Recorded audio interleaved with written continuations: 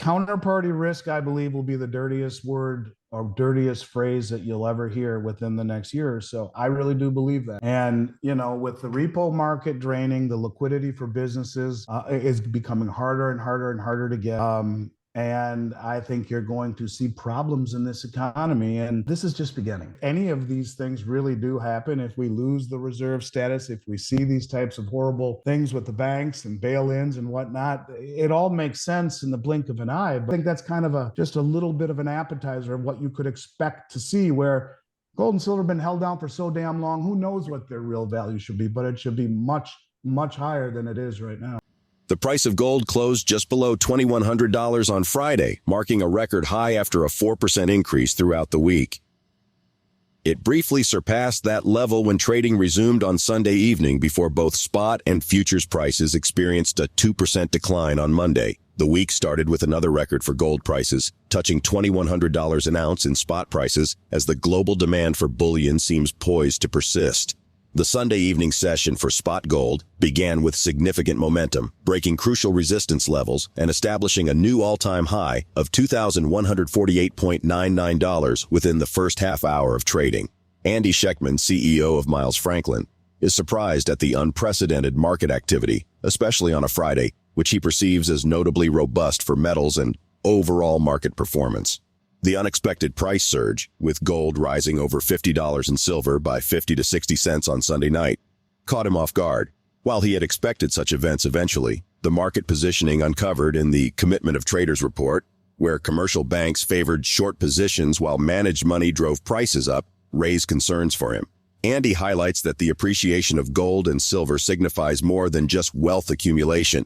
It reflects the dollar's weakening against global currencies. However, the major concern lies in manipulating gold and silver prices, where silver is sold to drive down gold prices. Andy criticizes market manipulations, particularly in the silver market where significant quantities are abruptly sold, distorting market realities. He anticipates global challenges to such control mechanisms, citing instances like India's reduced silver imports due to major supplier shifts from the UK, China, Hong Kong, and Singapore to the UAE post-CEPA in 2022. The agreement lowered silver import duty within the CEPA to 9% in 2023.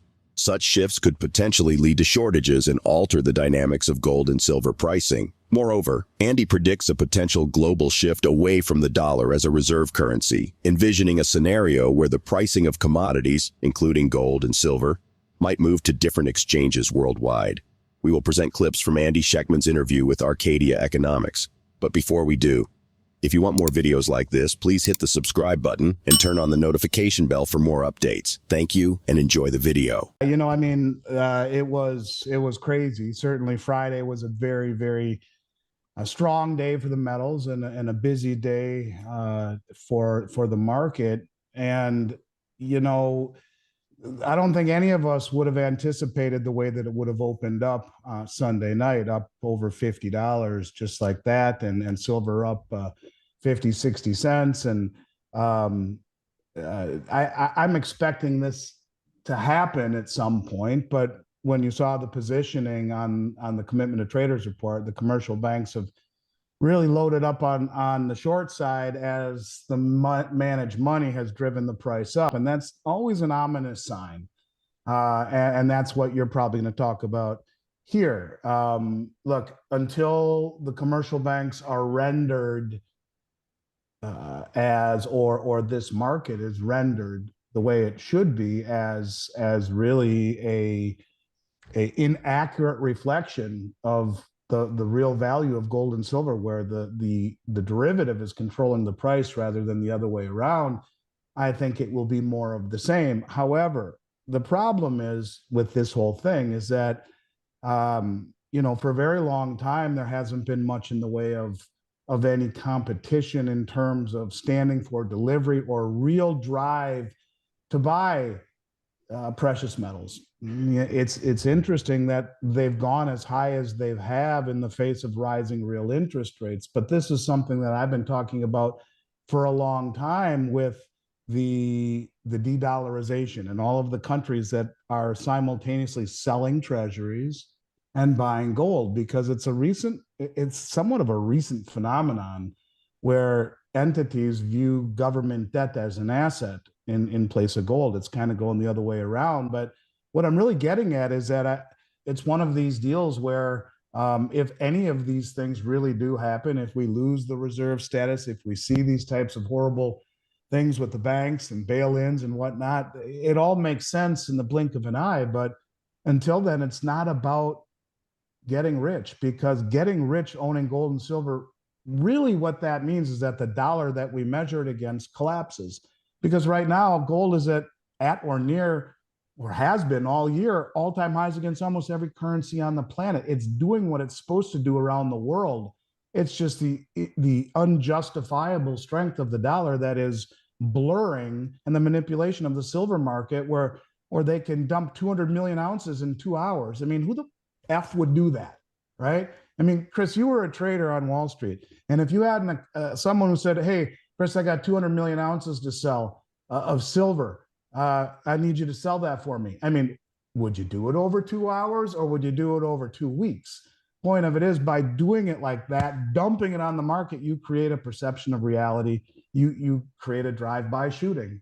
And so this is still a controlled market until it's not. And you have the rest of the world making it very difficult for them to continue to do this, because like India importing 364 million ounces over the last year to where we are now, 60 million in October, I think.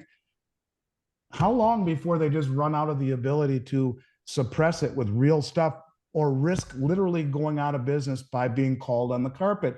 And that's when the price of gold and silver and all the world's commodities moves to an exchange in a different part of the world, whether it be in Abu Dhabi, or whether it be in Shanghai, or whether it be in Moscow. It will not be in London, and it will not be in the US, because we will be on an island isolated against the majority of the world, and looked at as criminals for suppressing the markets for all of these years for our own gain, in a very hypocritical way.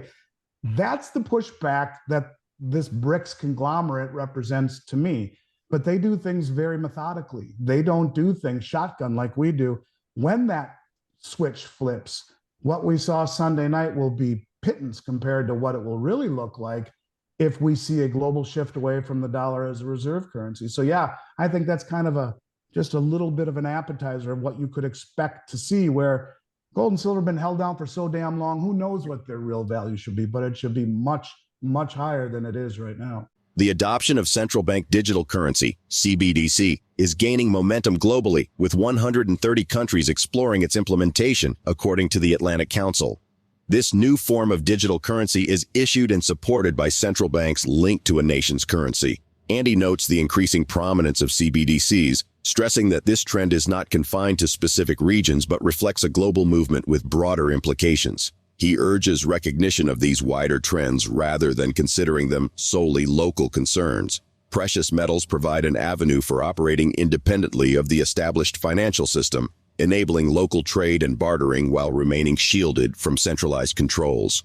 Meanwhile, the U.S. Central Bank has raised interest rates to their highest level in 22 years to stabilize the world's largest economy. Andy expresses concern about the nation's response to rising interest rates or potential shifts in economic policies. He speculates that such actions could potentially erode the trust and confidence placed by the global community in the nation's currency and its bonds, thereby raising questions about the stability and reliability of these financial instruments internationally. Let's get back to the interview. Maybe they do believe him. I don't know. I mean, if you lower rates, if you pivot, you've signaled the end of austerity. You've signaled inflation forever. You've signaled a dollar that is doomed. And all I can tell you is that I don't believe that they will pivot. I think if they do, we're in for far bigger problems. And that's why I've always said I think that this is intended. It's intended to create a villain, and that villain would be OPEC and Xi Jinping and Putin for dumping the dollar, which would create inflation to levels that none of us can imagine. And the byproduct of that is interest rates that go parabolic, which resets the whole system. Everything from the banks to the dollar to stocks to bonds to real estate.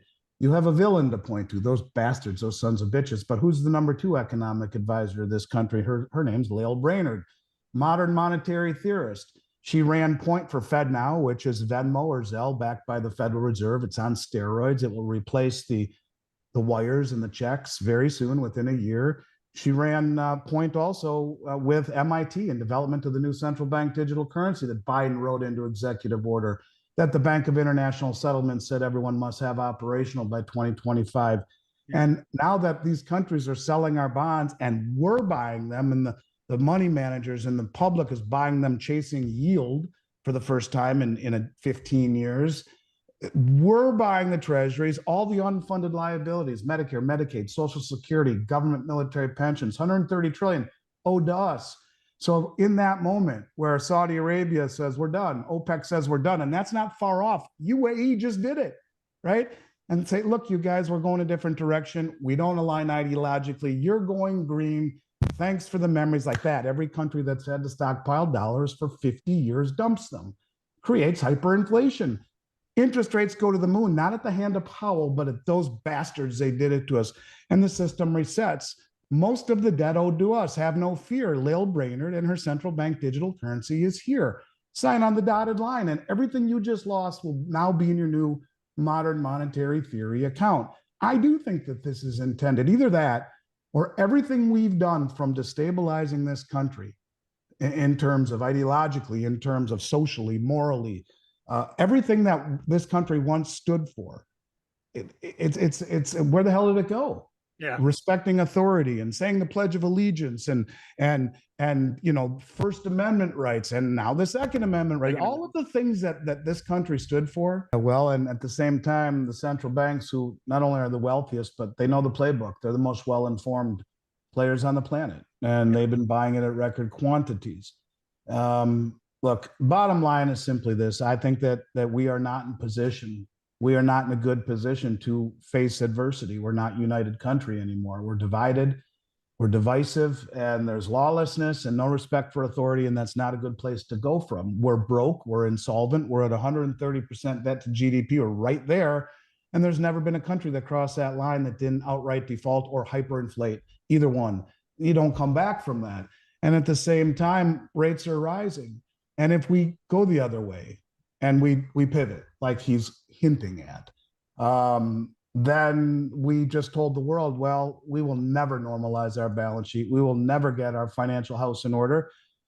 And we're going green. So why the hell would anyone want to sell us their oil or anything of value for a currency in a bond market that, is, for the first time in 45 years, the 10-year treasury is more volatile than the price of gold? I mean, what does that tell you? That tells me that the big money that knows what's coming is buying gold and selling treasuries. And that's the next chapter. And who knows what ushers it in or when it happens, but I think it's coming. The shifts in gold prices and market patterns hint at an imminent change in precious metal perceptions. Concerns about market manipulations impacting gold and silver values could disrupt their pricing dynamics, potentially leading to a global reevaluation of currency reserves and reshaping the trade and value of these commodities. How might recent unprecedented market activity in gold and silver prices impact their future valuation and trade globally? Share your observations in the comments section below. Also, ensure you like this video, subscribe to the channel, and turn on post notifications for more videos like this. Thanks for watching.